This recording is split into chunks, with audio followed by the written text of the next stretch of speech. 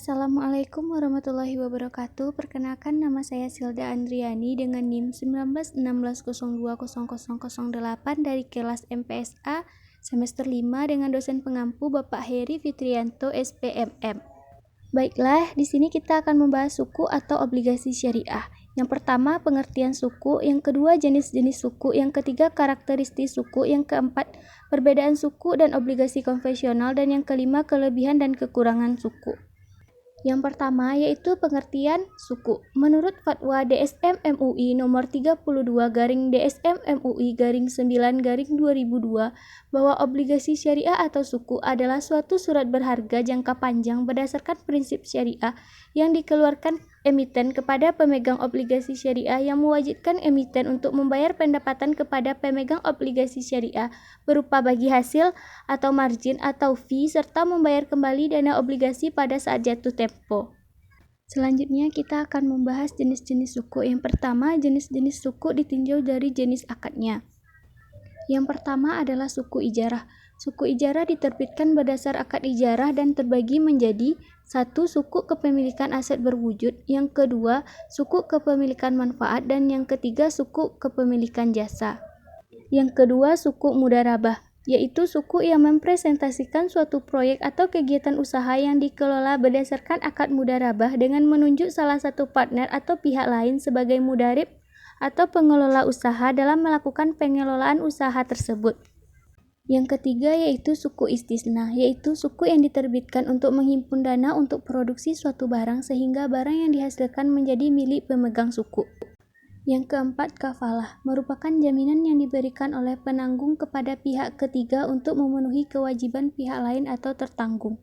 Yang kelima, suku musyarakah, yaitu suku yang diterbitkan dengan tujuan memperoleh dana untuk menjalankan proyek baru, mengembangkan proyek yang sudah berjalan, atau untuk membiayai kegiatan bisnis yang dilakukan berdasarkan akad musyarakah, sehingga pemegang suku menjadi pemilik proyek atau aset kegiatan usaha tersebut sesuai dengan kontribusi dana yang diberikan. Yang keenam, suku wakalah, yaitu suku yang mewakili suatu proyek atau kegiatan usaha yang dikelola berdasarkan akad wakalah dengan menunjukkan agen khusus atau perwakilan untuk mengelola usaha atas nama pemegang suku. Yang ketujuh adalah suku salam, yaitu suku yang diterbitkan untuk mengumpulkan dana modal berdasarkan akad salam sehingga barang yang akan dikirimkan berdasarkan akad salam menjadi milik pemegang suku. Yang kedelapan adalah suku murabahah. Suku ini diartikan sebagai suku bernilai sama yang diterbitkan dalam rangka membiayai pembeli barang atau komoditas melalui akad murabahah sehingga pemegang suku menjadi pemilik barang atau komoditas murabahah. Yang kesembilan adalah suku muzaah, yaitu suku yang diterbitkan untuk menghimpun dana guna mendanai kegiatan pertanian berdasarkan akad muzaah sehingga pemegang suku berhak untuk ikut serta dalam panen sesuai dengan ketentuan akad. Dan yang terakhir adalah suku musakah, yaitu suku yang diterbitkan untuk menggunakan dana hasil emisi suku untuk melakukan kegiatan irigasi untuk tanaman berbuah untuk menutupi biaya operasi dan pemeliharaan tanaman berdasarkan kontrak musakah. Dan selanjutnya jenis-jenis suku ditinjau dari pihak penerbit. Yang pertama adalah suku korporasi, yaitu surat hutang syariah yang diterbitkan oleh perusahaan atau emiten untuk keperluan membiayai kebutuhan dana perusahaan atau proyek-proyek perusahaan. Yang kedua adalah surat berharga syariah negara atau SBSN. Suku negara adalah suku yang diterbitkan oleh pemerintah Republik Indonesia. Selanjutnya adalah jenis-jenis suku ditinjau dari pembagian atau pendapatan hasil. Yang pertama adalah suku margin, yaitu suku yang pembayaran pendapatannya bersumber dari margin keuntungan akad jual beli. Suku ini terdiri dari suku murabahah, suku salam, dan suku istisna.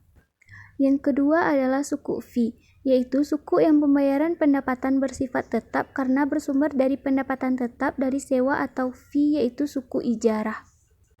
Dan yang ketiga adalah suku bagi hasil, yaitu suku pembayaran pendapatannya berdasarkan bagi hasil dan hasil yang diperoleh dalam menjalankan usaha yang dibiayai, yaitu suku mudharabah dan suku musyarakah. Selanjutnya, jenis-jenis suku ditinjau dari basis aset. Yang pertama adalah suku aset, merupakan pembiayaan yang berbasis pada aset termasuk di dalamnya suku salam seperti dalam pembiayaan produk pertanian, Suku istisna seperti proyek konstruksi gedung dan perumahan atau instruktur lainnya. Suku murabahah seperti pembiayaan usaha perdagangan, pembiayaan bahan baku produksi, dan suku ijarah misalnya leasing. Dan yang kedua adalah suku penyertaan atau suku equity, yaitu pembiayaan yang berbasis pada penyertaan modal. Selanjutnya adalah karakteristik suku. Menurut Fatah, pada tahun 2011 terdapat beberapa karakteristik suku, yaitu 1. Suku merupakan bukti kepemilikan suatu aset berwujud atau hak manfaat.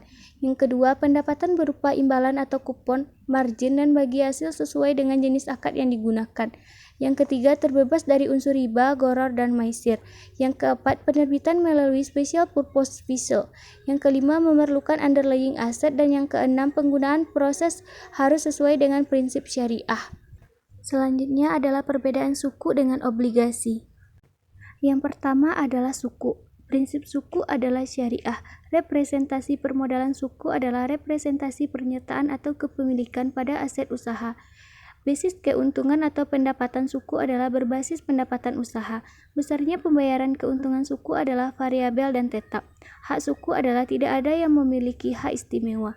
Risiko suku adalah tidak terbebas risiko. Yang kedua, obligasi. Prinsip obligasi adalah pendapatan bunga bertentangan dengan prinsip syariah. Representasi permodalan obligasi adalah utang. Basis keuntungan atau pendapatan obligasi adalah bunga atau kupon. Besarnya pembayaran keuntungan obligasi adalah tetap. Hak obligasi adalah adanya yang memiliki hak prioritas dan menerbitkan sekuritas baru, dan risiko obligasi adalah bebas risiko. Dan yang terakhir adalah kelebihan dan kekurangan suku. Yang pertama adalah kelebihan suku. 1. Potensi keuntungan suku lebih tinggi dari rata-rata tingkat bunga deposito bank BUMN. Yang kedua, pajak investasi yang lebih rendah dari deposito yaitu hanya 15%.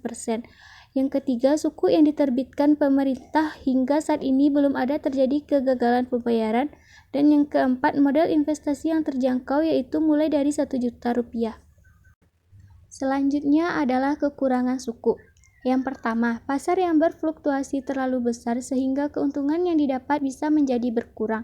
Yang kedua, suku juga termasuk ke dalam jenis investasi yang kurang liquid karena Anda tidak bisa mencairkannya sewaktu-waktu.